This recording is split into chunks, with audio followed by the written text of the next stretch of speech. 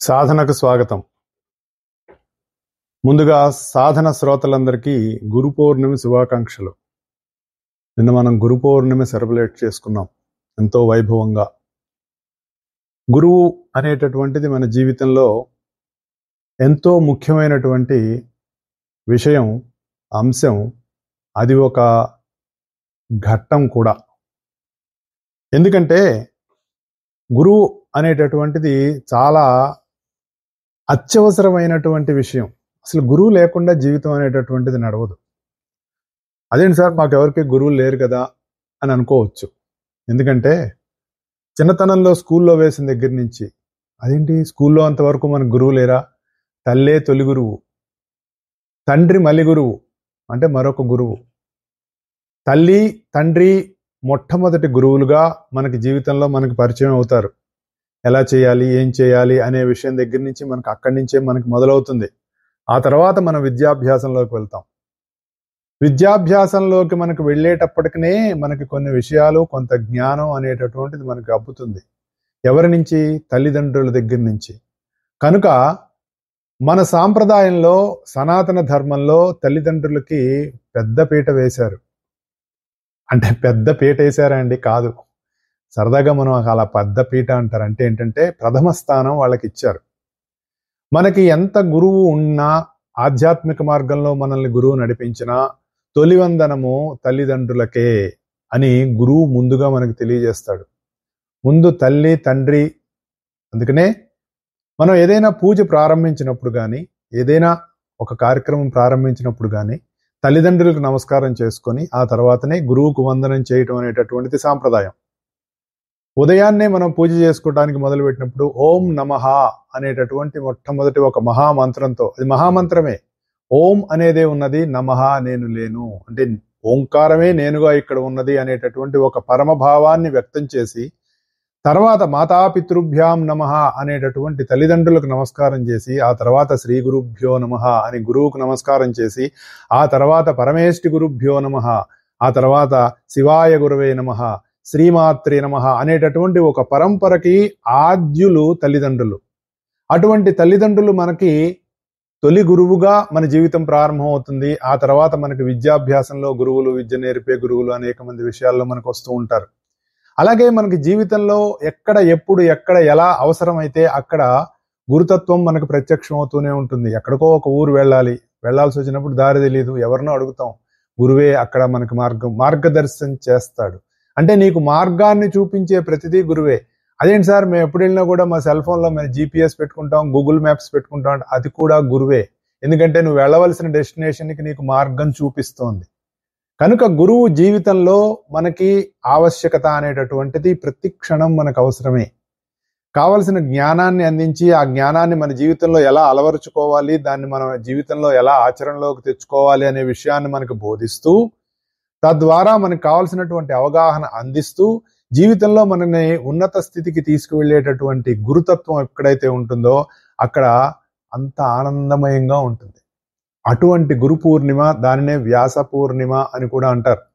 వ్యాస పూర్ణిమ ఎందుకు అంటే, వ్యాసుడు ఈ కలియుగంలో కావలసినటువంటి సమస్త జ్ఞానాన్ని మానవ జాతికి అందించి, రాబోయేది కలియుగం, ఈ కలియుగంలో మనుషులు అల్పతరాయువులు, మందబుద్ధులు అని చెప్తాడు భాగవతంలో పోతనమాచులు గారు.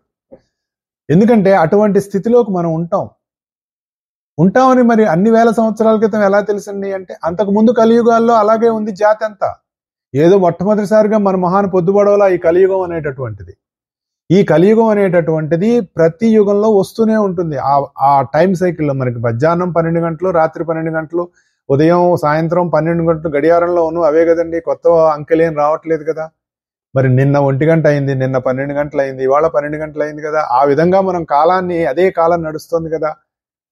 సో మహర్షులు దానికి సంబంధించినటువంటి పరిణామం, లేదంటే మానవ జాతి, లేదంటే ఈ సృష్టిలో ఏ కాలంలో ఎలా నడిచింది అనేటటువంటి దాన్ని వాళ్ళు విశ్వం నుంచి గమనించగలిగినటువంటి ఆ దివ్యమైనటువంటి వాళ్ళకి ఆ దృష్టి ఉండటం వల్ల, ఆ లో దృష్టి ఉండటం వల్ల, ఆ అంతరిక్ష వీక్షణ ఉండటం వల్ల వాళ్ళు దానిని గమనించి మళ్ళీ అలాగే ఉంటారు, గతంలో అలాగే ఉన్నారు అనేటటువంటి ఒక అవగాహన కలిగి రాబోయే యుగంలో కూడా ఇలాగే ఉంటారు కాబట్టి వీళ్ళకి జ్ఞానం అనేటటువంటిది అవసరం అనేటటువంటి విషయాన్ని గ్రహించిన వాళ్ళు మనకి ఎంతో విజ్ఞానాన్ని మనకు అందించారు. దాన్ని నువ్వు పాటిస్తావా పాటించవా అనేటటువంటిది మనకు సంబంధించినటువంటిది. రోడ్డు మీద ఒక బోర్డు పెట్టారండి, ఇక్కడ స్పీడ్ బ్రేకర్ ఉంది అని. స్పీడ్ బ్రేకర్ ఎవడు పట్టించుకుంటాడు అంటే, నువ్వు 70 మైళ్ళ వేగంతో వెళ్తున్నవాడు స్పీడ్ బ్రేకర్ పట్టించుకోకుండా కారు వెళ్తే ఏమవుతుంది? కారులో ఉన్న పార్ట్లే కాకుండా నీ నడువు కూడా విరుగుతుంది. అలాగే మనకి ఇచ్చినటువంటి ఎన్నో విషయాలను మనం గనక జీవితంలో ఆచరణాత్మకంగా లైఫ్లోకి మనం గనక తెచ్చుకోకపోతే మహర్షులకేం లాస్ లేదండి, వాళ్ళకేం నష్టం లేదు. ఎవరికి నష్టం? ఆచరించిన వాడికే. కనుకే మనం ఎంతసేపు ఎప్పుడు ఏం చెప్పుకుంటూ ఉంటాం? ఆచరణ ఆచరణ ఆచరణ అని మనం చెప్పుకుంటూ ఉంటాం. అటువంటి ఆచరణాత్మకమైనటువంటి జ్ఞానాన్ని నీకు అందించి నిన్ను ముందుకు నడిపించేటటువంటి వాడు గురువు. అందుకని మనకు కావాలి. మామూలుగా మనం నేను అనకుండా ఎవడైనా మానవుడు ఉన్నాడండి ఈ భూమి మీద? మనిషి, జంతువులు ఎట్లాగా అనలేవు. ఉన్నాడా? లేడు కదా. సాధారణంగా మనం నేనంటే, మనం ఎన్నోసార్లు చెప్పుకున్నాం, నేనంటే మన పేరు, మన శరీరం, మన ఊరు, లేదంటే రకరకాలుగా మనం మాట్లాడుకుంటూ ఉంటాం. అవునా? అవే నా నేనంటే కాదుగా. ఒకవేళ నిజమే అయితే మరి నా పేరండి, నా శరీరం అండి, నాకు తలనొప్పిగా ఉంది అంటాడు కానీ నేను తలనొప్పిగా ఉంది అని ఎవరు అనరుగా. అంతే కదా. నా కాలికి దెబ్బ తగిలింది, రకరకాలుగా మనం మాట్లాడుకుంటాం. మరి ఇవన్నీ నిద్రలో ఏమైపోయినాయి? నిద్రలో వచ్చి నేను నిద్రపోతున్నాను అని చెప్పిన వాడు నిద్రపోయినట్టు కాదు, వాడు మెలకుగా ఉన్నట్లే. మెలకుగా వచ్చినప్పుడే మనకు గుర్తొస్తాయి. ఇలాంటి ప్రశ్నలు మనం వేసుకుంటే సమాధానం దొరకదు, చిరాకు అడుగుతుంది. ఎవడైనా అడిగాడు అనుకోండి, నీకు తెలుసా ఈ ప్రశ్నలు అని అడిగితే కోపం వస్తుంది వాడి మీద. ఎవడో పిచ్చివేదమా అనిపిస్తుంది మనకి. ఇవన్నీ మనం నావే. మరి నేనెవరు? ఆ నేనెవరు అనేటటువంటిది మనకు తెలియదు. ఎందుకు? మనకున్నటువంటి జ్ఞానం పరిమితం. మనకున్న పరిమితమైన జ్ఞానంతో ఎంత ఆలోచించినా మనకు తెలియదు. ఎందుకంటే మనం ఎంతసేపు ఎక్స్టర్నల్ వరల్డ్లోకి వెళ్ళిపోయాం. మనం దాని గురించి తెలియాలంటే ఇంటర్నల్ వరల్డ్లోకి వెళ్ళాలి. ఇంటర్నల్ వరల్డ్కి వెళ్ళటం కోసమే మనం చెప్పుకునేటటువంటి ఎంతో విజ్ఞానం చెప్పుకుంటూ ఉన్నాం. మనం అయితే ఇలా మనం ఎవరో మనం తెలియక తెగమక పడిపోతూ ఉంటే ఎందుకు? చుట్టూ ఉన్న వాటితోటి మనం ఏకత్వం చెంది ఉన్నాం. అప్పుడు ఆ ప్రవాహంలో ఉన్నటువంటి మనిషిని మేల్కొల్పి వాడి నిజస్వరూపం తెలుసుకోవటానికి భగవతత్వము ఎంతో కరుణ కలిగి కొంతమందిని పంపుతుందట. ఎవరు వాళ్ళందరూ? భగవంతుని యొక్క ఆశ్రమంలో ఉండి, ఆశ్రమం అంటే సార్ భగవంతుడికి ఆశ్రమం ఉందా సార్? ఆయనకి ఎక్కడుంది సార్? అది తెలిస్తే మేము కూడా. భగవంతుని యొక్క ఆశ్రమం అంటే ఈ సృష్టే భగవంతుడి యొక్క ఆశ్రమం.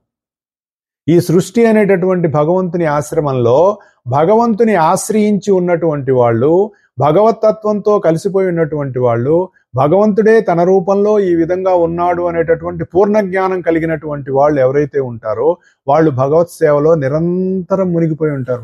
వాళ్ళకంటూ వాళ్ళ ప్రత్యేకమైన ఎజెండా ఏమి ఉండదు. మీటింగ్ ఎజెండా అంటారు చూడండి, అట్లాగే వాళ్ళకి అలాంటి ఎజెండా ఏమి ఉండదు. వాళ్ళు ఎందుకు వచ్చారో వాళ్ళకి తెలుస్తుంది, వాళ్ళని ఎవరు పంపారో తెలుస్తుంది, వాళ్ళు ఎందుకు వచ్చారో తెలుస్తుంది. ఇవన్నీ వాళ్ళకి తెలిసి ఉంటాయి. తెలిసి మానవుడి యొక్క అభ్యున్నతి కోసం వాళ్ళు ఎంతో శ్రమిస్తారు. వాళ్ళ శ్రమను మరచి జాతిని ముందుకు నడిపిస్తారు. వాళ్ళు అనుసరించిన వారికి జ్ఞానాన్ని అందించి కర్మయోగ రహస్యాలను చెప్పి వాళ్ళని సేవా మార్గంలోకి మరల్చి దైవాన్ని ఎలా చేరవచ్చో ఆచరించి తెలియజేస్తారు. వాళ్ళు సద్గురువులు. అంటే దైవానికి సాధకుడికి మధ్య ఒక వారధి వలె పనిచేస్తారు. దైవం అనేటటువంటి పురుషుడికి జీవుడు లేక సాధకుడు అనేటటువంటి ఒక స్త్రీకి వివాహం జరిపించే పురోహితుల్లాగా సద్గురువు పనిచేస్తాడు, గురువు పనిచేస్తాడు. అది మనం గుర్తుపెట్టుకోవాలి. వివాహం అయిపోయిన తర్వాత పురోహితుల వారు అక్కడే ఉండరు కదా, ఇవాళ మీకు తర్వాత కార్యక్రమం ఉండి మేము ఇక్కడే ఉంటాం, అట్లా ఏం ఉండదు కదా మనకి. అలాగే ఒకసారి జీవ దైవ అనుసంధానం జరిగిన తర్వాత ఆయన నా కార్యక్రమం అయిపోయింది అని సద్గురువు పక్కకు చెప్పుకుంటాడు. ఎందుకు? అది ఆయన కర్తవ్యం అంతవరకే. దీని గురించి మనం ఒక చిన్న ఎగ్జాంపుల్ చెప్పుకుందాం. ఓ పిల్లవాడు తప్పిపోయాడు. ఒక మహానగరంలో ఒక పిల్లవాడు తప్పిపోయాడు. తప్పిపోయినప్పుడు ఆ పిల్లవాడు తన ఇంటికి తిరిగి తనకు తానుగా తన ఇల్లు అడ్రస్ కనుక్కొని తిరిగి వెళ్ళగలడా? ఒక ప్రశ్న. లేక తండ్రి ఆ పిల్లవాడు ఎక్కడున్నాడో తెలుసుకొని తనని ఇంటికి తెచ్చుకోగలడా? ఈ రెండిట్లో ఏది ఈజీ, ఏది సులభం అని గనక మనం ఆలోచిస్తే తండ్రే వెళ్ళి బిడ్డను వెతుక్కోగలగటానికి చాలా సులభం. ఒకవేళ తండ్రి బిజీగా ఉన్నాడు, ఆయన పెద్ద కంపెనీ, పెద్ద CEO, ఆయన కింద కొన్ని వేల మంది పనిచేస్తున్నారు. అటువంటి పరిస్థితుల్లో బిడ్డ తప్పిపోయాడు, ఎక్స్కర్షన్కి వెళ్తే తప్పిపోయాడు, ఆయనకి వెతికే టైం లేదు. అప్పుడు ఏం చేస్తాడు? తన దగ్గర పనిచేసే వాళ్ళని పంపిస్తాడు. ఇగో మావాడు ఎక్కడో తప్పిపోయాడు పలానా చోట, వాడికి వాడి ఇంట్రెస్ట్లు ఇవి, ఆ టీవీలు చూస్తూ కూర్చుంటాడు, లేదంటే ఎలక్ట్రానిక్ వస్తువుల పక్క తిరుగుతూ ఉంటాడు, లేదంటే రోడ్డు మీద కార్లు కనపడితే వాటంకా అలా చొంగలు గార్చుకుంటూ చూస్తూ ఉంటాడు. ఏదో తెలుస్తుంది కదా తండ్రికి బిడ్డ గురించి. వాడు చూస్తూ ఉంటాడు, వాడి దగ్గరికి వెళ్ళి వాడిని మా ఇంటికి తీసుకురండి అని చెప్తాడు. వాడు వస్తాడో లేదో కనుక్కో ముందని కూడా అంటాడు. అంటే ఏంటి దాని అర్థం? వాడి యొక్క విల్కి ఎగనెస్ట్ గా వెళ్ళడు, నిజమైనటువంటి వాడు. అందుకే కొంతమంది ఏం చెప్తారంటే, పిల్లవాడికి ఏది ఇంట్రెస్టో వాడిని అది చేయండి అని చెప్తారు. నిజమైన గురువు అలా సలహా ఇస్తాడు. అప్పుడు ఏం చేస్తాడు? ఈయన వెళ్ళి వాడు ఎక్కడున్నాడో వెతుకుతాడు, పట్టుకుంటాడు. ఇంటికి వెళ్దాను రా అంటే రాను, నేను ఇక్కడ టీవీ చూస్తా, నేను అక్కడ ఆ కారు చూస్తా అంటూ ఉంటే వెయిట్ చేస్తాడు వాడు వచ్చే వరకు. మనకి ఇది ఒక ఎగ్జాంపుల్ కింద చెప్పారు. ఎప్పుడైతే వెయిట్ చేస్తాడో సరే వెళ్దాం అంటాడు ఒక పాయింట్కి. అంటే జీవితంలో ఒక విసుగు అనేటటువంటిది వస్తుంది. వచ్చిన తర్వాత నేను మళ్ళీ మా ఇంటికి వెళ్ళిపోవాలనిపిస్తుంది. ఆ వెళ్ళిపోతున్నప్పుడు నిన్ను ఇంటికి తీసుకెళ్ళడానికి వచ్చినటువంటి వ్యక్తి ఏదైతే ఉన్నాడో నిన్ను చేయబట్టుకొని తీసుకువెళ్లకుండా నువ్వేం చేస్తున్నావు? సరే రా నా చేయబట్టుకో అంటాడు. మనం ఏం చేస్తాం? ఆ వ్యక్తి చేయబట్టుకుంటాం. చేయబట్టుకొని కొంత దూరం వెళ్ళిన తర్వాత మళ్ళీ మనకి ఏదో ఒక అట్రాక్టివ్ థింగ్ కనపడినప్పుడు మనకు తెలియకుండానే చెయ్యి వదిలేసి దాని వెనక వెళ్ళిపోతాం. మళ్ళీ అతను ఎదురు చూస్తాడు తిరిగి వచ్చే వరకు. అలా కొంతకాలం గడిచిన తర్వాత వీడికి అర్థం అవుతుంది, మనం మధ్యలో చెయ్యి వదిలేస్తున్నాం, అలాంటిది కాదు, నువ్వే నా చెయ్యి పట్టుకో అని అడిగినప్పుడు ఆ వచ్చిన వ్యక్తి ఆ పిల్లవాడి చెయ్యి తను పట్టుకొని ఇంటికి తీసుకువెళ్తాడు. మధ్యలో ఏదన్నా అంటూ ఉన్నా కూడా అవన్నీ నువ్వు ఆల్రెడీ చూసినవే, మళ్ళీ నువ్వు ఇంటికి వెళ్ళటానికి వీలు కుదరదు, మనం వెళ్ళిపోవాలి నీ తండ్రి దగ్గరికి అని అతన్ని తీసుకువెళ్తాడు. మనందరం అటువంటి పిల్లవాళ్ళు లాంటి వాళ్ళం. మనం మన జీవితంలో మనం ఎక్కడి నుంచి వచ్చామనేటటువంటి విషయాన్ని మర్చిపోయి బాహ్య ప్రపంచంలో ఈ మాయలో పడి రకరకాలైనటువంటి భావాలతోటి ఇదంతా నేనే, ఇదంతా నాదే అనే ఒక రకమైన భావంతో మనం బ్రతుకుతూ ఉన్నప్పుడు వాడెవడో తప్పిపోయాడు. ఎప్పుడు పంపిస్తాడు? ఈ పిల్లవాడు ఏడుస్తుంటాడు, నేను మా ఇంటికి వెళ్తా అని ఏడిస్తే అప్పుడు పంపిస్తాడు. ఆ వచ్చిన వాడే సద్గురువు. నువ్వు నీ అంతటగా నువ్వు వెళ్ళటానికి సిద్ధమైనప్పుడే నా చెయ్యి పట్టుకొని నువ్వు నడిపించు, నేను నిన్ను ఎప్పుడు వదిలేస్తానో నాకు తెలియదు అనేటటువంటి సమర్పణ భావం నీలో కలిగినప్పుడు నిన్ను దైవం దగ్గరికి చేర్చగలిగినటువంటి వాడు ఒక్కడు సద్గురువు. అది మనం గుర్తుపెట్టుకోవాలి.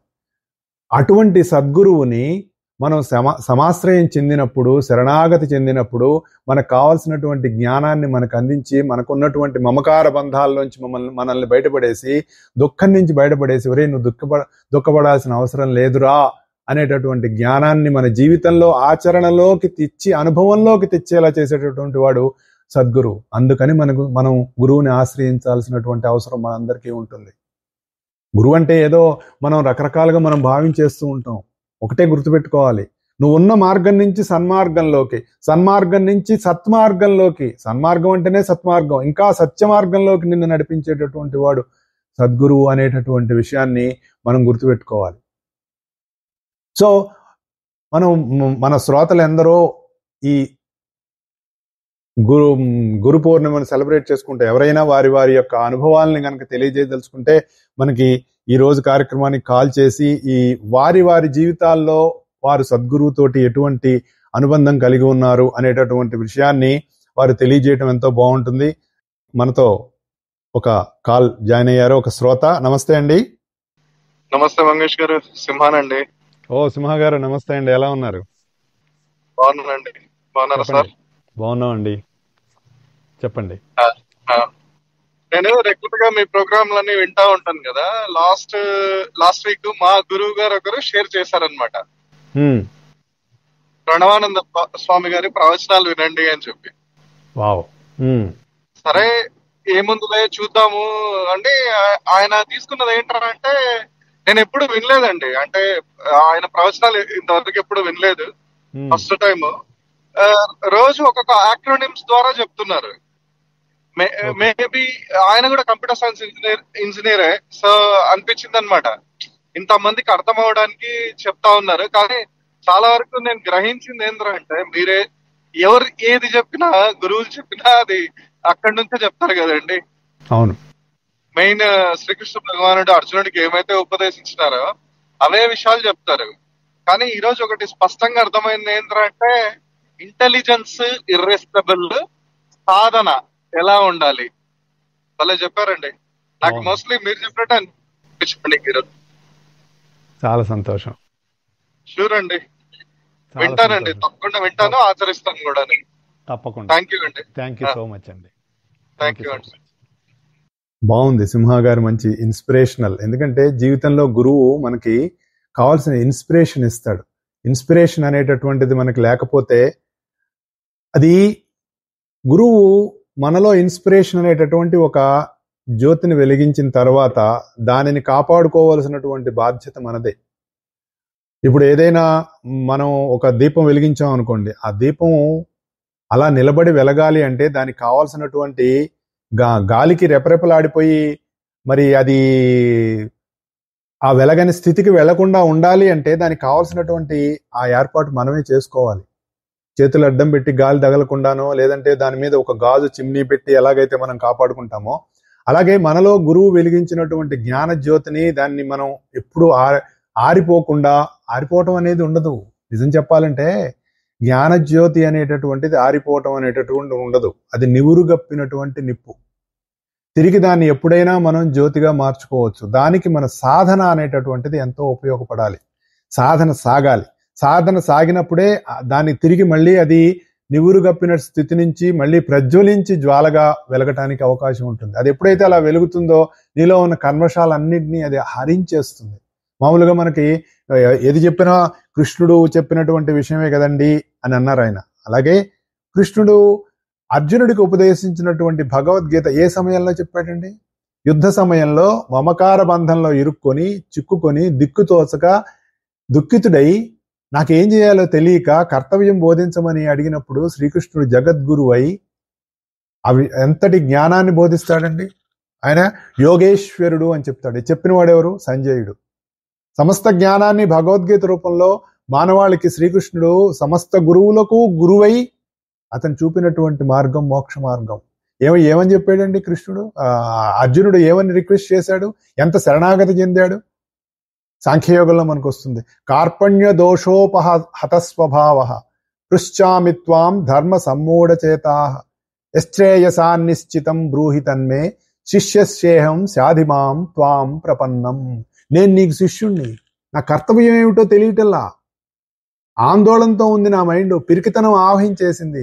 నేను నీకు శిష్యుణ్ణయ్యాను, నీకు శరణాగతుణ్ణయ్యాను, నాకు నిజంగా ఏది శ్రేయస్కరమో చెప్పు. అది ముఖ్యం. నాకు ఇష్టమైంది నువ్వు చెప్పటం కాదు, నాకేది మంచిది అన్నది నువ్వు చెప్పాలి. అది గురువు చేసేటటువంటిది, మనకి గురువు అందించేటటువంటి తత్వం.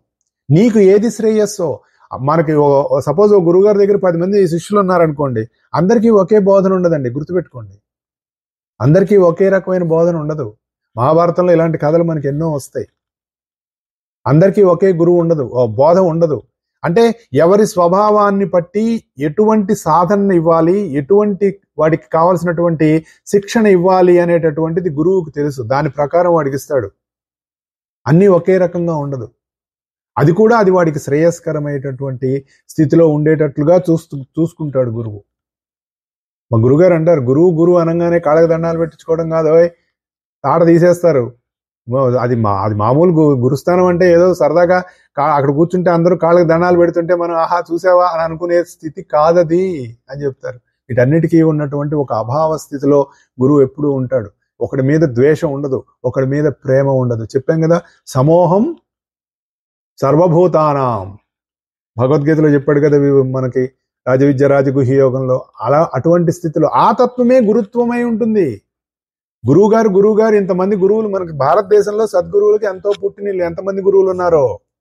రామకృష్ణ పరహంస గారు, వివేకానందుల వారు, రమణ మహర్షి గారు, అరవింద మహర్షి గారు, షిరిడీ సాయి గారు, అక్కలకోట మహారాజ్, బాబాజీ, లహరి మహాశయులు, యుక్తేశ్వరగిరి మహాశయులు, మరి పరమహంస యోగానంద గారు, మాస్టర్ సివివి గారు, మాస్టర్ ఎమన్ గారు, మరి మా గురుగారు మాస్టర్ ఈకే గారు, వేటూరు ప్రభాకర శాస్త్రి గారు, మరి మాస్టర్ కె పార్వతి కుమార్ గారు, ఇలా ఎంతో మంది ఉన్నారు గురువులు. ఇదేదో ఊరికే ఒక చిన్న లిస్టు మనకు తెలిసిన వాళ్ళు. వాళ్ళందరూ ఏమిస్తారు? ఇప్పుడు ఆయన చెప్పారు, నేను అది విన్నప్పుడు నాకు చాలా స్ఫూర్తి అనేటటువంటిది వస్తుంది. స్ఫూర్తి నీలో స్ఫూర్తి నిండాలి అంటే ఆ జిజ్ఞాస అనేటటువంటిది మనలో ఉండి తీరవలను. లేకపోతే ఆ జిజ్ఞాస లేకపోతే నీకు స్ఫూర్తి రాదు. స్ఫూర్తి ఎలా వస్తుంది? దీపం వెలిగించాలంటే ప్రమిద ఉంది, ఒత్తి ఉంది, నూనె ఏది? నూనె వేసిన తర్వాత ఆ ఒత్తిని షార్పెన్ చేసుకోవాలిగా. తొందరగా నువ్వు వెలిగించంగానే దీపం వెలగాలి అంటే ఒత్తి షార్ప్గా ఉండాలిగా. ఒత్తి మందంగా ఉందనుకోండి, అప్పుడు ఎంతసేపు మీరు వెలిగిస్తే ఆ ఒత్తి వెలుగుతుంది? కానీ వెంటనే వెలగాలంటే ఏం చేస్తారు? దాన్ని షార్పెన్ చేస్తారు. బాగా ఇలా దాన్ని ఆ ఒత్తిని మంచిగా నలిపితే అది షార్పెన్ అవుతుంది. అప్పుడు ఆ నూనెలో అది బాగా తడిసుంటే వెలుగుతుంది. అలాగే జిజ్ఞాస అనేటటువంటి స్థితిలో నువ్వు ఉండి, ఇది నేను తెలుసుకోవాలి, తద్వారా నాలో మార్పు రావాలి, ఆ మార్పు నాలో వికాసం కలిగించాలి, ఆ వికాసం నా జీవితంలో ఉపయోగపడాలి, తద్వారా నేను ఒక చక్కటి స్థిరమైన ఆనంద స్థితిలో నేను నిలవాలి అనేటటువంటి దృఢ సంకల్పంలో ఉన్నవాడికి సద్గురువు ఏ చిన్న విషయం అందించినా టక్కన అందుకొని దాని జీవితంలో ఆచరణలోకి తెచ్చుకోవడానికి అతనికి అవకాశం ఉంటుంది. అది మనకు కావాలి. మనకు శ్రేయస్సు శాశ్వతత్వంలో ఉండాలన్నా, స్థిరత్వంలో ఉండాలన్నా, దివ్యజ్ఞానాన్ని తెలుసుకోవాలన్నా నీకు ఆధ్యాత్మికమైనటువంటి గురువు అనేటటువంటిది అవసరం ఎంతో ఉందనేటటువంటిది మన సనాతన ధర్మానికి సంబంధించినటువంటి సమస్త గ్రంథాలు మనకు ఘోషిస్తాయి. అసలు అది ఒక వేద ధర్మం. భారతీయ సాంప్రదాయంలో గురు శిష్య సాంప్రదాయం అనేటటువంటిది అత్యున్నతమైనటువంటిది. అది ఈ రోజు కూడా భూమి మీద ఇంకా ఆ సాంప్రదాయం మిగిలింది, దానికి కావాల్సినటువంటి ఆ వాతావరణం ఉన్నది అంటే అది మన భారతదేశంలో. ఇంకా దాన్ని మనం కాపాడుకుంటూ వస్తున్నాం.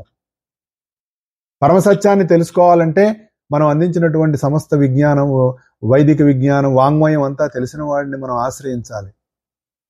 అలా తెలిసినటువంటి వాడు ఆచరణాత్మకంగా నిన్ను సరైన మార్గంలో నడిపించడానికి కావాల్సినటువంటి సాధనా సంపత్తిని నీకు అందిస్తాడు. సత్యాన్ని అన్వేషించేటటువంటి వాళ్ళు కానీ, తమ గురించి తాము నిజం తెలుసుకోవాలి అనేటటువంటి వాళ్ళు ఒక ఆధ్యాత్మిక గురువుకి శరణాగతి చెందాలి. అదే కదా అర్జునుడు చేసింది.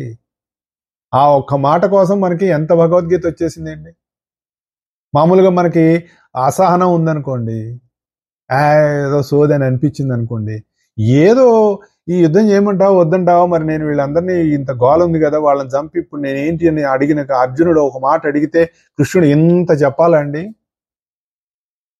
అని అనిపిస్తుందిగా. అంటే అది మనలో ఉన్నటువంటి తమో గుణం, తమస్సు కారణం. కాబట్టి మనకి ఏం కావాలి? జ్ఞానం పెరగాలి అంటే వినయం అనేటటువంటిది చాలా ముఖ్యం. విద్య పెరిగితే వినయం పెరగాలి. చిన్నప్పుడు మనకు స్లోగన్స్ ఉండేవిగా. నీలో ఎంత విద్య పెరిగితే, నీలో ఎంత జ్ఞానం పెరిగితే వినయం పెరగాలి. ఆ వినయం తద్వారా నీలో మౌనం పెంచాలి. మౌనం అంటే నోరు మూసుకొని కూర్చోవడం కాదు. మననము చేత మౌనం వహించిన వాడు ముని అని గురువుగారు డెఫినేషన్ ఇచ్చారు. నిరంతరం నీలో ఒక మననం, నువ్వు పొందినటువంటి జ్ఞానానికి సంబంధించినటువంటి మననం, ఆ మననం నుంచి ఒక మదనం, ఆ మదనం నుంచి నీలో కావాల్సినటువంటి వివేకం ఉత్పత్తి కావాలి, వివేకం బయటికి రావాలి. ఆ వివేకం ద్వారా నీలో ఆలోచన పెరగాలి, ఆలోచన ద్వారా నీలో కావాల్సినటువంటి పరిణితి చెందాలి. నువ్వు అక్కడ దాకా నిన్ను తీసుకెళ్తుంది, అక్కడ దాకా నిన్ను తీసుకువెళ్తాడు గురువు. ఆ గురుతత్వం నిన్ను నడిపిస్తుంది. ఆ గురుతత్వం నిన్ను నడిపించినప్పుడు అప్పుడు తెలుస్తుంది మనకి. లేదంటే అంతకాలం మనం ఏమనుకుంటాం, గురువు అంటే ఏముందండి, మనమేనండి గురువు అంటే. ఆ గురువు అంటే మనలాంటి వారు కదా గురువుగారికి అరే గురువుగారికి చెప్పావు కదరా, ఇంకా అంతా బాగానే ఉంటుంది కదంటే, ఆ గురువుగారికి అన్ని బిజినెస్ వ్యవహారాలను, ఈ పొలిటికల్ సిస్టమ్స్ ఆయనకి ఏం తెలుసండి, ఏదో వెళ్ళి కాళ్ళకి దండం పెడితే బాగుంటుంది పో అంటే చాలు. అంటే నువ్వు గురువుని ఎందుకు ఆశ్రయించావు? నీ కోరికలు తీర్చుకోవడానికి, ఆయన ఆశీర్వాదం పొందడానికి. ఆయన ఏం చేస్తాడు, సరే కానీ అని వదిలేస్తాడు. కారణం ఏంటి? నువ్వు తెలుసుకున్నప్పుడు మాత్రమే నీకు కావాల్సినటువంటి వివేకం నీకు కలుగుతుంది. అప్పటి వరకు సర్లే అంటారు. మా గురుగారి దగ్గరకు ఒక ఆయన వచ్చి, గురుగారు ఓ సినిమా తీద్దాం అనుకుంటున్నాను అన్నట్ట, చాలా మంచి లాభాలు వస్తాయంటే, అలాగేనా అన్నారట. చుట్టూ ఉన్నవాళ్ళు అన్నట్ట, అదేంటి మాస్టరు, మన గ్రూప్లో వాడు చక్కగా మన అందరితోటి ఉంటున్నాడు, మిమ్మల్నే నమ్మి ఉన్నాడు కదా, అందుకేనా అన్నట్ట. అదేంటి అంటే వాడికి అక్కడికి వెళ్తే గానీ తిరిగి మళ్ళీ ఇక్కడికి రాడని చెప్పారు. అంటే జీవితంలో కొన్ని అనుభవాలు మనకు కలిగితే గానీ తిరిగి మళ్ళీ వెనక్కి రావడం అనేటటువంటి జరగదు. అప్పటి వరకు ఏం చేస్తుంది, మనసు పుల్ చేస్తుంది మనల్ని. ఒకవేళ గురువు గారు వద్దన్నారు అనుకోండి, ఎందుకో ఆ సినిమాలు అవన్నీ మనకి శుభ్రంగా హాయిగా ఉన్నావు, నీ ఉద్యోగం నువ్వు చేసుకో ఏదో ప్రశాంతంగా, లేదంటే వ్యాపారం చేసుకుంటున్నావు శుభ్రంగా ఉండని అన్నావు అనుకోండి, యువతల వాళ్ళు ఏమంటారు, వాడే అంటాడు అనమాట, ఏదో వెళ్ళి గురువుగారికి దండం పెట్టి వ్యాపారం చేసుకుందాం అనుకుంటున్నానండి అంటే ఏదో బాగుంటుంది పో అని అనకుండా ఈ మధ్యలో సలహాలు ఇస్తాడండి. ఈయనకి ఏం తెలుసండి బిజినెస్ వ్యవహారాలన్నీ, ఆ సినిమా ఫీల్డ్లో ఎంత లాభం వస్తుంది, మా వాళ్ళందరూ ఎంత బాగా పైకి వచ్చారు అని మనమే మాట్లాడుకుంటాం. ఇవన్నీ నాకెందుకు అనుకుంటాడు గురువు? నీ అనుభవం కోసం నువ్వు ప్రయత్నం చేస్తున్నావు, కేవలం నా యొక్క అనుమతి కోసం నువ్వు వచ్చావు, అలాగే పో అంటాడు. తర్వాత వెనక్కి తిరిగి వచ్చి, అదేంటి గురుగారు మీరు ఆపకపోయారా అంటే, నేను ఆపితే నువ్వు ఆగుతావా? నీలో కావాల్సినటువంటి మార్పు వచ్చినప్పుడే అప్పుడే నువ్వు ఆగుతావు అని గురువు నిన్ను సరైన మార్గంలో నిన్ను నడిపిస్తాడు. అప్పుడు మనకు తెలుస్తుంది ఏమిటి అన్నది. అప్పటి వరకు ఏం తెలుస్తుంది? ఏం తెలీదు. ఇన్ని ఉంటాయండి. గురువు అంటే ఏదో గురుగారికి దండం పెట్టేశాము, గురుగారికి దండం పెట్టంగానే మనకి అంత బాగుంటుంది పో అన్నారు కాబట్టి వాళ్ళ నుంచి బాగుంటుంది, మన ఇష్టం వచ్చినట్టు మనం చేసేసుకుంటూ ఉండొచ్చు. అన్నీ ఆయనకి తెలుస్తాయా? కొంతమంది అనుకుంటారు అన్ని గురుగారికి ఎట్లా తెలుస్తాయి అంటే, సమస్తము తెలుస్తాయి. మేము మా మాస్టర్ గారిని ఒకసారి మేము ఇలాగ అడిగాం, మాస్టర్ రకరకాలుగా ఆలోచిస్తూ ఉంటాము, మీరు ఇలా ఉంటారు అలా ఉంటారు, మీరు చెప్పినవి ఇలా ఉంటూ ఉంటాయి, మేము ఎన్నో ఆలోచిస్తూ ఉంటాం మాస్టర్, అవన్నీ మీకు తెలుస్తాయా అంటే, తెలుస్తాయో అన్నారు. అని బ్రాకెట్లో మంచివి అన్నారు. అంటే దాని అర్థం ఏంటి? చెడ్డవి తెలియవనే, తెలుస్తాయి, కానీ వాళ్ళు ఇగ్నోర్ చేస్తారు. మరి అప్పుడు గురువుకి నీ ఆలోచన కూడా తెలుస్తుంది అన్నప్పుడు నువ్వేం చేయాలి? ఇంకా జాగ్రత్తగా ఉండాలి. అది ఎందుకు చెప్తారు ఆయన ఎందుకు చెప్పారు? నిన్ను సరైన మార్గంలో, అంటే నీ ఆలోచన ప్రతిదీ కూడా నాకు తెలుస్తుంది అనేటటువంటి విషయం నీకు తెలిసినప్పుడు, గురువుకు తెలుస్తుంది అని నీకు తెలిసినప్పుడు, నువ్వు ఇంకెంత ఒళ్ళు దగ్గర పెట్టుకొని నీ జీవితంలో నువ్వు సాధన కొనసాగించాలో అప్పుడు మనకు అర్థం అవుతుంది.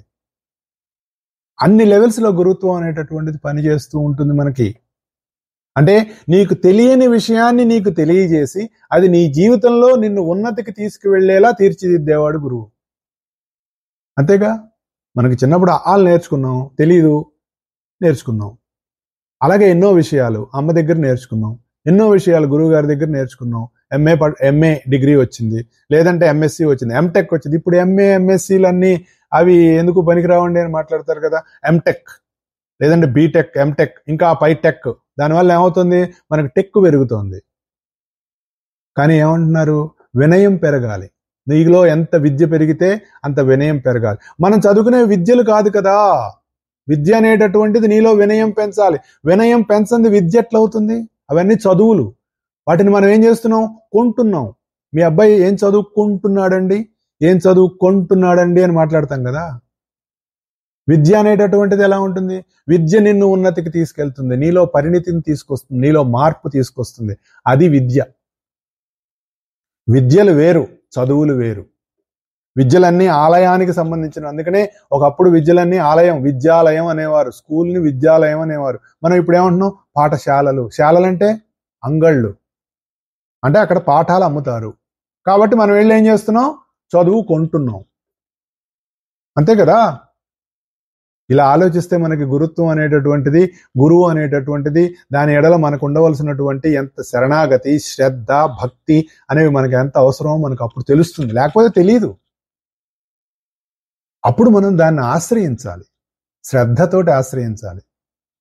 మనకి సాంఖ్యయోగంలో ఏం చెప్పాడు? తద్విద్ధి ప్రణిపాతేన పరిప్రశ్నేన సేవయా ఉపదేక్షంతి తే జ్ఞానం జ్ఞానినః తత్వదర్శినః అన్నాడు. తత్వాన్ని దర్శినటువంటి జ్ఞానుల దగ్గరికి నువ్వు వెళ్ళి వాళ్ళకి పరిప్రశ్న వేసి సేవ చేస్తే అప్పుడు నీకు కావాల్సినటువంటి జ్ఞానాన్ని నీకు అందిస్తారు. ఈ శ్లోకం గురించి మనకి షిరిడి సాయిబాబా గారి మహత్యంలో చాలా చక్కగా చెప్తారు. బాబా మీకు భగవద్గీత తెలుసా అంటాడు ఆయన, ఆ క్యాండిడేట్. అదేమిటి అంటే, గురువుకి అన్నీ తెలియదు. భగవద్గీత అంటే పుస్తకం చూసి చదువుకోవాలి అనే భావనే అనమాట. అందరిలాగానే ఉంటుంది ఆయన ప్రశ్న కూడా. మనం కూడా అందులాగే ఉంటాం. ఆ గురువు గారికి అది ఎట్లా తెలుస్తుందండి? సమస్తం తెలిసిన వాడే గురువు. ఆ భావం నీలో ఉంటే అప్పుడు నీ గురువు ఎడల నీకు ఎంత శరణాగతి ఉంది అన్నది నీకు తెలుస్తుంది. అప్పుడు గురుత్వం నీ నుంచి పనిచేస్తూ ఉంటుంది, గురుత్వం నీ నుంచి మాట్లాడుతూ ఉంటుంది, గురుత్వమే నిన్ను నడిపిస్తుంది. ఆ గురుత్వానికి నువ్వు శరణాగతి చెందినప్పుడు, ఎవరైతే శరణాగతి చెందారో వాళ్ళందరి నుంచి పనిచేసేటటువంటి తత్వం ఒకే ఒక తత్వం, గురుత్వం. కాబట్టి ఎంతమంది గురువులున్నా అందరిలో ఉన్నటువంటి గురువు ఒకడే, వాడే జగద్గురువు అనేటటువంటి ధ్యాస గనక మనం ఉన్నట్లయితే, ఆ ధ్యాసని నువ్వు నిరంతరం నీలో కాపాడుకున్నట్లయితే అది గురుధ్యానం కింద మారుతుంది. కాబట్టి గురువు అంటే పెద్దది అని అర్థం, బరువైంది అని కూడా అర్థమే.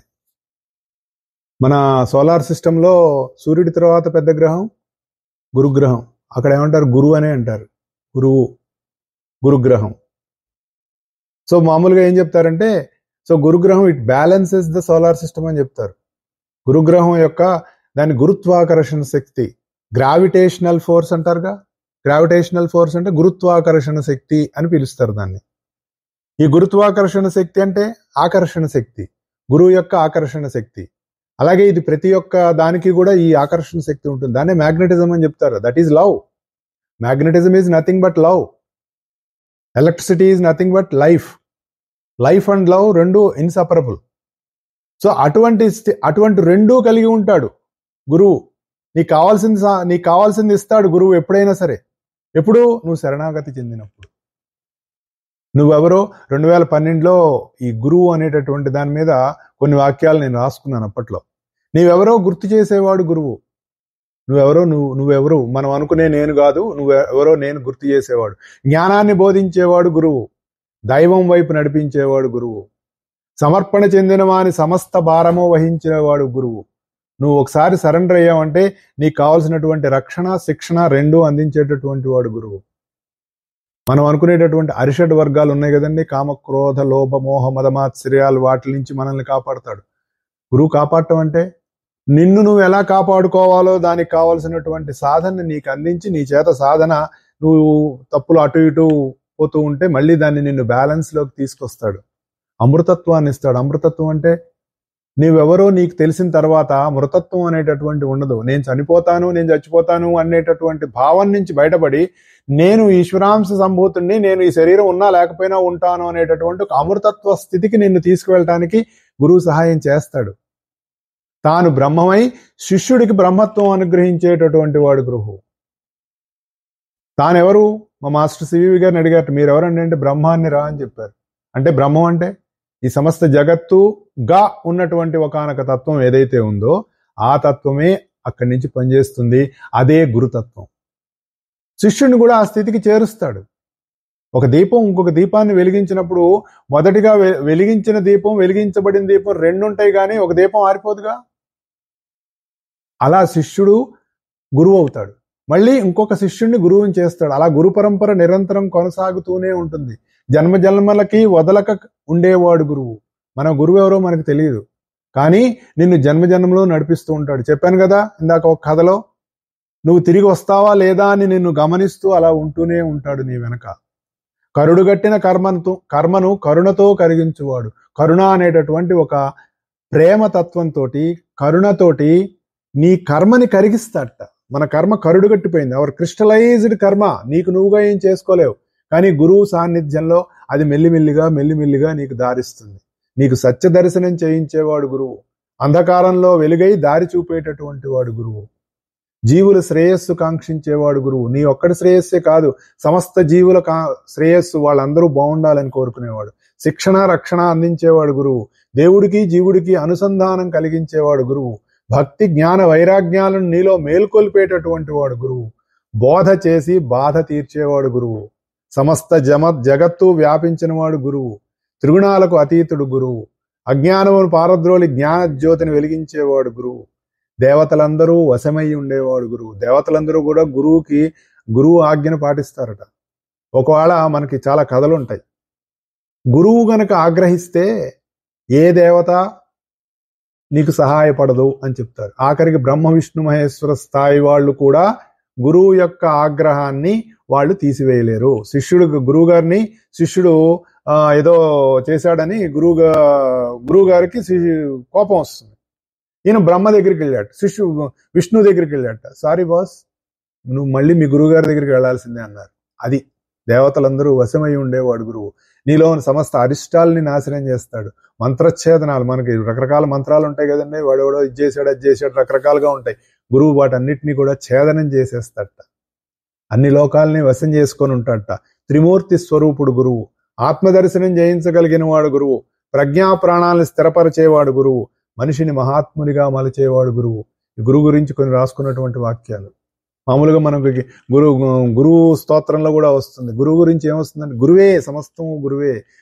ఆ స్థితిలో మన మనస్సు వెళ్ళిపోయినప్పుడు ఒక రకమైనటువంటి ఆనంద స్థితికి వస్తుంది. బ్రహ్మానందం పరమసుఖదం కేవలం జ్ఞానమూర్తిం ద్వంద్వాతీతం గగన సదృశం తత్వమస్యాది లక్ష్యం ఏకం నిత్యం విమలమచలం సర్వధీ సాక్షిభూతం భావాతీతం త్రిగుణరహితం సద్గురుం తం నమామి అంటుంది. ఆ స్థితిలో నిరంతరం ఉంటాడు బ్రహ్మానంద స్థితిలో అనుభవిస్తూ ఉండేటటువంటి వాడు సద్గురువు. అందుకనే మనకి శంకరాచార్యుల వారు రాసినటువంటి గురు స్తోత్రంలో ఏం చెప్తారు? గురుర్ బ్రహ్మ గురుర్ విష్ణు గురుర్దేవో మహేశ్వర గురు సాక్షాత్ పరం బ్రహ్మ తస్మై శ్రీ గురవే నమః అనేటటువంటిది. అది రాని వాళ్ళు దాదాపు అందరికీ గురువు నమస్కారము, దేవుడికి నమస్కారము. శుక్లాంబరధనం ఎలాంటిదో ఇది కూడా అలాంటిది. ఒక చిన్న శ్లోకం, అనేక శ్లోకాల్లో గురువు యొక్క తత్వాన్ని మనకి అందించేటటువంటిది. గురువే బ్రహ్మ, గురువే విష్ణువు, గురువే మహేశ్వరుడు, అతడే సాక్షాత్ పరబ్రహ్మ స్వరూపం. ఎవరి గురువు? ఏ తత్వం అయితే జగత్తంతా ఆధారమై ఉన్నదో ఆ తత్వమే గురుతత్వమై ఈ గురువు నుంచి నీ నుంచి పనిచేస్తుంది. అతడే ఈశ్వరుడని, అతడే నారాయణుడని, అతనే జగన్మాతని రకరకాలుగా మనకి పెద్దలు చెప్పారు. ఇంగ్లీష్లో అయితే మనకు మాస్టర్ అని చెప్తారు. ఈ పదాన్ని మేడం బ్లవస్కీ గారు ఆవిడ రాసినటువంటి సీక్రెట్ డాక్టర్లో రాసినటువంటి గ్రంథాల్లో మాస్టర్ అన్నది ఈశ్వరుడు. అతడే అన్నిటికీ స్వామి, ప్రభు.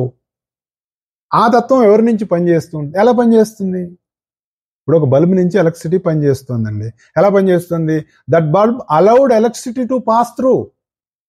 ఆ బల్బ్ ఏం చేసింది? ఓకే, ఐఎమ్ రెడీ, నాకేమీ లేదు, నువ్వు నా నుంచి పాస్ అవ్వచ్చు అని ఆ ఎలక్ట్రిసిటీని అలౌ చేసినప్పుడు, ఆ ఎలక్ట్రిసిటీ ఆ బల్బు నుంచి ఫ్లో అయినప్పుడు ఆ బల్బు వెలుగుతుంది. అలాగే ఎవరైతే ఆ తత్వానికి శరణాగతి చెంది తనకు తానుగా ఏ ఎజెండా లేకుండా ఆ తత్వాన్ని తన నుంచి ప్రసారం కావటానికి కావలసినటువంటి సంపూర్ణ శరణాగతి చెంది ఉంటారో ఆ తత్వమే వాళ్ళ నుంచి ప్రవహిస్తుంది. అదే గురుతత్వం. అతడు గురువై మనల్ని దారి నడిపిస్తాడు. ఏం చేస్తాడు? ఒకవేళ మనలో తమస్సు ఎక్కువగా ఉందనుకోండి, రజస్సులోకి పంపిస్తాడు. అంటే మనం మైజర్లీగా ఉన్నాం, ఏ పని చేయడానికి బద్ధకంగా ఉన్నాం, అలాంటి వాళ్ళని పిలిచి పని చెప్తాడు. అంటే వాళ్ళు యాక్టివిటీని పెంచుతాడు. అంటే రజస్సులో ఉన్నవాడు ఏం చేస్తాడు? గురుగారు అది చేయమంటారా, ఇది చేయమంటారా, ఇంకేముంది, అది చేసేస్తా, ఇది చేసేస్తా, మనం అలా చేసేస్తాం అంటే వాడిని ఏం చేస్తారు? ఒరే నువ్వు ఉండరా బాబు, కొంచెం నువ్వు అలా తగ్గుండని వాడిని మెల్లిమెల్లిగా వాడిని సత్వానికి సంబంధించినటువంటి దారిలో పెడతాడు. ఆల్రెడీ సత్వంలో ఉన్నాడు అనుకోండి ఒకడు, వాడిని ఏం చేస్తారు? నిత్యసత్వంలోకి, అంటే నిరంతరం వాళ్ళు ఆ స్థితి నిలపడానికి కావాల్సినటువంటి రకంగా వాడి జీవితాన్ని తీర్చిదిద్దేటటువంటి వాడు గురువు. ఆ గురువు నిన్ను ఎవరిని ఎందులో ఏ మార్గంలో నడిపించాలనేటటువంటిది అది గురువుకు తెలుసు, మనకు కాదు. అందుకనే ఏం చేస్తాడు? బ్రహ్మగా శిష్యుడు తనని తాను తీర్చిదిద్దుకోవడానికి కావాల్సినటువంటి కల్పనా శక్తి, ఆ క్రియేటివ్ ఏదైతే ఉందో అది గురువే ఆ శిష్యుడికి అందిస్తాడు. నేను మారాలి, ఈ బంధాల నుంచి బయటపడాలి, బాధల నుంచి విముక్తుని అవ్వాలి, ఇంకొకళ్ళ శ్రేయస్సు కోసం నేను పాటుపడాలి అనేటటువంటి సరి అయినటువంటి ఆ మోటివ్ ఏదైతే ఉందో వాళ్ళు అది పెరిగి వాడు పనిచేయడానికి వీలుగా శిష్యుడు ఆ శక్తిని అందిస్తాడు. అనుగ్రహం అంటే ఏంటండి? దైవశక్తో గురుశక్తో మన సంకల్పానికి ఆ శక్తి యాడ్ అవుతుంది. అది అనుగ్రహం అంటే. విష్ణువుగా తనలో తాను మార్పు చేసుకోవడానికి కావాల్సిన జ్ఞానాన్ని గురువు శిష్యుడికి అందిస్తాడు. అది గురు బ్రహ్మ గురు విష్ణువు అంటే. ఎటువంటి సాధన చేయాలి, ఎట్లాంటి విషయాల్లో నేను భక్తి శ్రద్ధ కలిగి ఉండాలి, ఎక్కడ ఎలా ప్రవర్తించాలి, ఎటువంటి ఆహార వ్యవహారాలు నేను తీసుకోవాలి, ఎలాంటి సందర్భాలు నేను ఎలా ఉంటే నా సాధన కొనసాగుతుంది అనేటటువంటి జ్ఞానశక్తిని ప్రసాదిస్తాడు. అలాగే దైవానికి సంబంధించినటువంటి జ్ఞానాన్ని, సృష్టి విజ్ఞానాన్ని కూడా అందించి వాడిలో కావాల్సినటువంటి స్థిరత్వాన్ని అందిస్తాడు విష్ణువుగా. మహేశ్వరుడిగా ఏం చేస్తాడు? వాటిని ఎట్లా నీ జీవితంలోకి ఆచరణలోకి తెచ్చుకోవచ్చో అనేటటువంటి ఒక ఆలోచనా శక్తి, ఒకటి కల్పనా శక్తి, ఒకటి జ్ఞానశక్తి, ఒకటి ఆలోచనా శక్తి, ఈ మూడింటిని మనకి ఇచ్ఛాశక్తి, జ్ఞానశక్తి, క్రియాశక్తి స్వరూపుడిగా అమ్మవారు మనకు లలితా సహస్రనామాల్లో వస్తుంది. ఆ తర్వాత అప్పుడు మనకి పొందినటువంటి జ్ఞానాన్ని, అందిన ఆలోచనని, పొందిన జ్ఞానాన్ని తన జీవితంలో ఎలా పండించుకోవచ్చు అనేటటువంటి దాన్ని ఈశ్వరుడుగా మనకిస్తాడు. ఆ గురువే పరబ్రహ్మం. ఎందుకంటే ఈ మూడు తత్వాల్లో పనిచేస్తున్నది ఒకటే తత్వం గనక. ఆ తత్వాన్నే నారాయణుడు అన్నారు, అతడే అంతర్యామి అన్నారు, అతన్నే మనం భగవద్గీతలో కృష్ణుడిగా చెప్పుకుంటున్నాం, దేవి భాగవతంలో అమ్మవారుగా చెప్తుంది, శివపురాణంలో శివుడుగా చెప్తుంది, మరి భాగవతంలో నారాయణుడిగా చెప్తుంది. అపరిమితుడు సచిదానంద స్వరూపుడై గురువు నిన్ను నడిపిస్తాడు అంటానికి మనకి ఇన్ని రకాలుగా మన జీవితంలో గురువు అనేటటువంటి తత్వం మనకు తెలియకుండానే మన చుట్టూ ఆ తత్వం ఉండిపోయింది. మనం దాన్ని ఒక ప్రత్యేకంగా మనం చూస్తున్నాం, గుర్తించట్లా. మనం ఎప్పుడైతే గుర్తించామో అప్పుడు ఏం తెలుస్తుంది మనకి? ఓహో ఇదా అని మనకు తెలుస్తుంది. ఒక శిష్యుడు అడిగేట గురుగారిని, మీ అడుగుజాడల్లో నడవటానికి నాకు అనుమతి ఇవ్వండి అన్నట్ట. గురుగారు అన్నట్ట, నా నా అడుగుజాడలు అనేటటువంటివి నీకు కొంతవరకే ఉపయోగకరం, కొంత దూరం వెళ్ళిన తర్వాత నా అడుగుజాడల్ని నువ్వు గుర్తించలేవు అన్నట్ట. అది ఎట్లాగండి అన్నట్ట.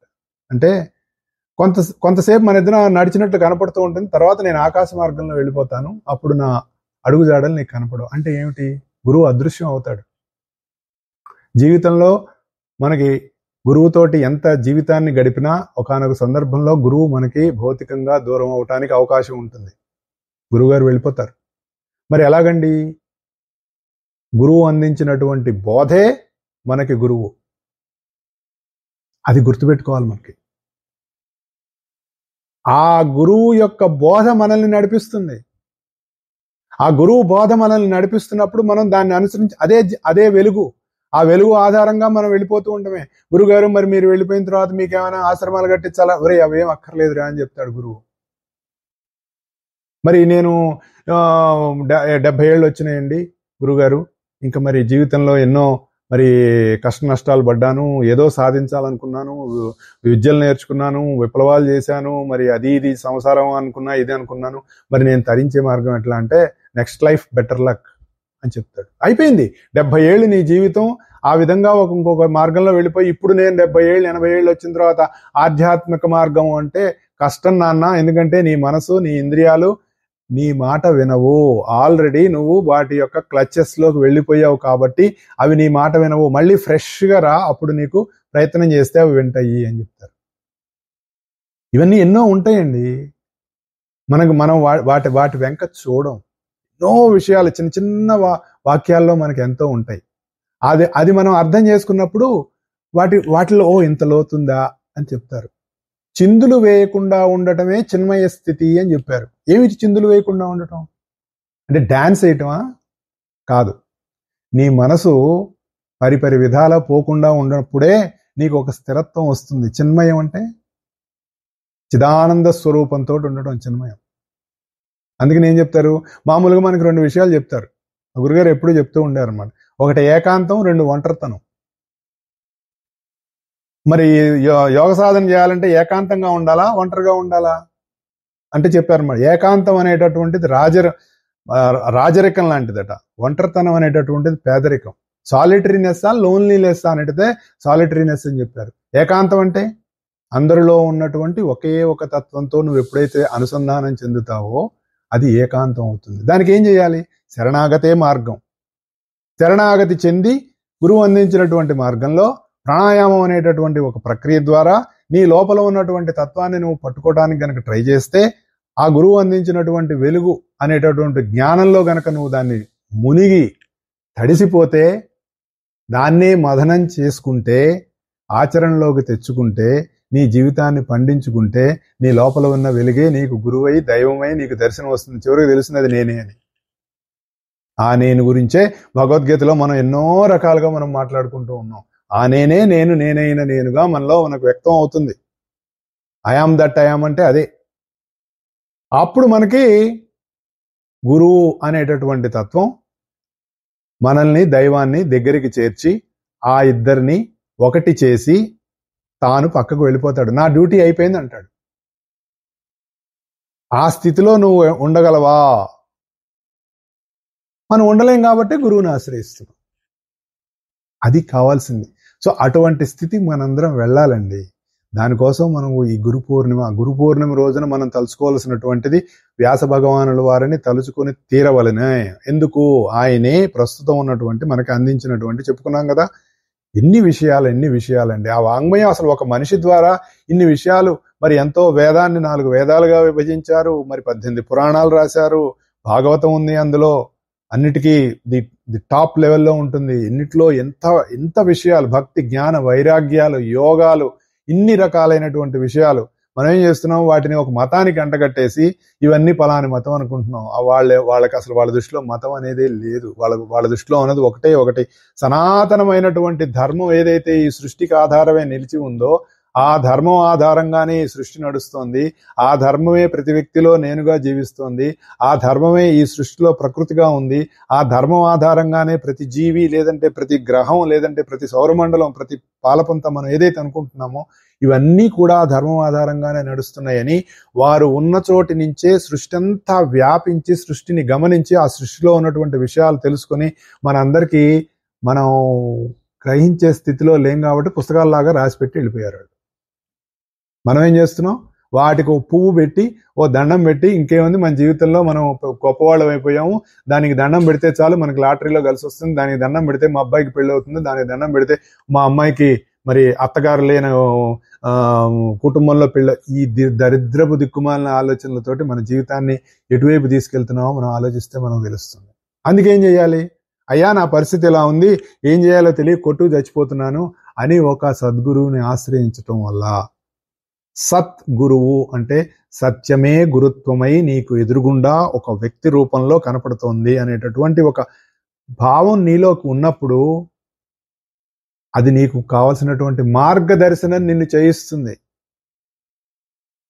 ఇవాళ ఒక గురువు దగ్గర చేరి 2 ఏళ్ళు ఏ సాధన చేసి మరి పొద్దున్నే లేచి గురువు గారి దగ్గరికి వెళ్ళి ఆశ్రమానికి వెళ్ళేసి అక్కడ ఏదో చేసామండి, 2 ఏళ్ళు అయినా గురువు గారు మాకు ఏమి ఉపయోగం లేదండి ఆయన వల్ల అని ఇంకో గురువుని మార్చి, ఆయన దగ్గర 2 ఏళ్ళు నుండి ఇంకో గురువుని మార్చి, దాన్ని క్షమించండి మా గురువు గారు అయితే దాన్ని గురు వ్యభిచారం అన్నారు.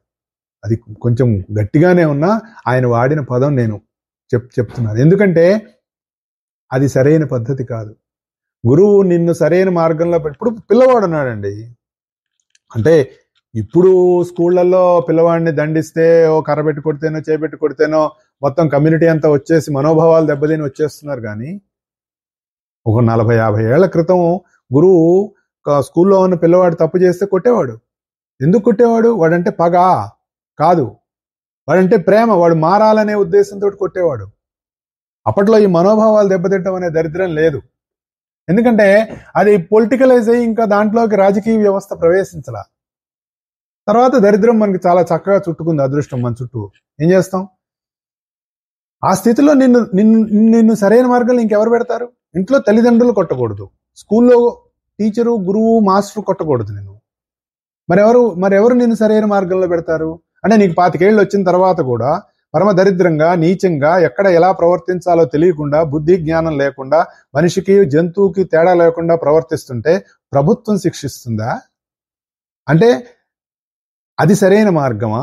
లేదంటే చిన్నప్పటి నుంచి తల్లిదండ్రులు, గురువులు సరైన మార్గంలో నీకు కావాల్సినటువంటి శిక్షణ ఇచ్చి నిన్ను ఉత్తమమైనటువంటి పౌరుడిగా తీర్చిదిద్దడం అనేటటువంటిది సరైన మార్గమా అని ఆలోచిస్తే బుద్ధినవాడికి ఎవరికైనా అర్థం అవుతుంది. ఇది మనం అర్థం చేసుకోవాలి. మన గురువు అనేటటువంటి తత్వం యొక్క ఇంపార్టెన్స్ తెలుసుకోవాలి. కాకపోతే ఈ రోజుల్లో గురువుల్లో కూడా, అంటే మనం వింటూ ఉన్నాం, వాళ్ళలో కూడా రకరకాల, ఎందుకంటే వాళ్ళు కూడా ప్రస్తుతం అలాగే పొలిటికలైజ్ అయి ఉన్నారు కాబట్టి కొంతమందిలో కొన్ని రకాలైనటువంటి వాటి వల్ల కొంతమంది విద్యార్థులు బాధపడుతున్నారని అక్కడక్కడ మనం చదువుతూ ఉంటాం. కానీ నిజమైన గురువు, నిజమైన ఉపాధ్యాయుడు శిష్యుడి యొక్క శ్రేయస్సును కోరి వాడు ఉన్నతమైన మార్గంలో వెళ్ళాలి అనేటటువంటి భావంతో ఎప్పుడైతే గురువు ముందుకు నడుస్తూ ఉంటాడో ఆ శిష్యుడు ఉన్నత స్థితిలోకి వెళతాడు. అది ఆధ్యాత్మిక మార్గమైనా లేదంటే మరొక ఎకనామిక్ గా ఏదైనా ఏ మార్గమైనా, ఈ ఆధ్యాత్మిక మార్గం అనేటటువంటి స్థితిలో నీకు కావాల్సినటువంటి శిక్షణ, రక్షణ రెండూ ఇస్తాడు. అది ఎప్పుడు? నువ్వు శరణాగతి చెందినప్పుడు, గురువుల్ని మారుస్తూ ఉన్నప్పుడు కాదు. ఆ స్థితి లేకుండా మనందరం కూడా గురువుకు శరణాగతి చెంది గురువు యొక్క మార్గంలో గురు చరణాలను ఆశ్రయించి గురువు అందించిన మార్గంలో ఆచార్య పూర్వ రూపం అంతేవాసి ఉత్తర రూపం విద్యా సంధిహి అంటుంది. ఏది? తైత్రీయోపనిషత్తు. విద్య అనేటటువంటిది గురువుని శిష్యుడిని కలిపి ఉంచుతుందట. ఎప్పుడు? విద్య అంటే జ్ఞానం, గురువు అందించే జ్ఞానం, గురువుని అనుసరిస్తున్నటువంటి శిష్యుడికి మధ్య ఉండేటటువంటి కనెక్షన్ ఏంటంటే గురుబోధ. అటువంటి గురుబోధ మన జీవితాల్ని ఉన్నత స్థితిలోకి తీసుకెళ్ళాలి. అక్కడి నుంచి మనం ఒక ఉన్నత మార్గంలో మనం ఆనందము, ఆరోగ్యము, సంతోషము, సుఖము, స్థిరత్వము కలిగినటువంటి జీవితాన్ని కలిగి ఉండాలని ఆ జగద్గురువుని ప్రార్థిస్తూ ఈ వారానికి సెలవు తీసుకుంటున్నాను. వచ్చే వారం కలుద్దాం. జయ గురుదేవ్.